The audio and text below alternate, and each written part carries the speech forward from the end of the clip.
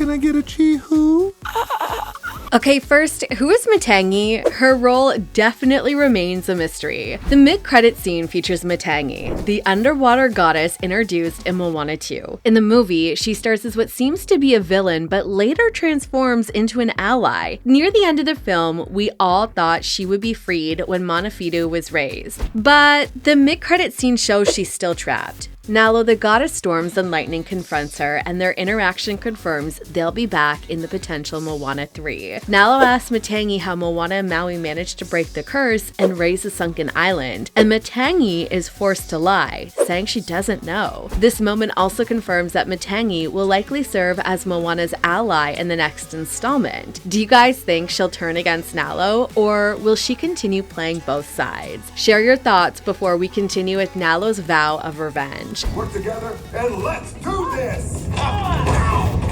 We really got to talk about your recruiting process. The most important moment in the mid-credit scene is Nalo's startling declaration. This is only the beginning. Moana defeated him in the sequel, but he remains determined to exact revenge on her and Maui. His anger and frustration suggest he'll serve as the villain in Moana 3. That's right, we now consider Nalo to be a reoccurring antagonist. But what exactly is his problem? I mean, why is he so obsessed with keeping the islands divided? This definitely has something to do with his past. Maybe the third installment will explore his relationship with other gods. Who knows? Nevertheless, the scene suggests there is much more to Nalo than meets the eye. But Moana won't have to deal with Nalo alone in the third installment. This only brings us to Tamatoa's surprising cameo. Always has to make an entrance.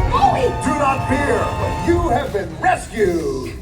The original film was released almost a decade ago, but we all remember Tamatoa. He is, after all, a fan favorite character. The coconut crab with a love for shiny objects appears in the brief cameo in the mid-credit scene. He suggests teaming up with Nalo to take on Moana and Maui, serving as comedic relief in this rather intense scene. What's really interesting here is that Tamatoa will play a bigger role in Moana 3, considering he was included in the mid-credit scene. Now, let's go back to Matangi and her position. Can we be real? If my name was Sebastian and I had a cool Jamaican accent, you'd totally help me. You would, you know you would. If you carefully watch the mid-credit scene, you'll realize there are a lot of details in Matangi's body language and tone during her interaction with Nalo. These two things reveal more about her words. She says she has no idea how the curse was lifted, but she definitely knows exactly how this happened. This is just her trying to protect Moana and Maui, and as we mentioned before, this means she'll likely turn against Nalo in the next installment. On the other hand, this could also mean she's buying more time and she could still join forces with Nalo to try to defeat Moana and her crew in the next continuation. Let's continue with Tamatoa and his role.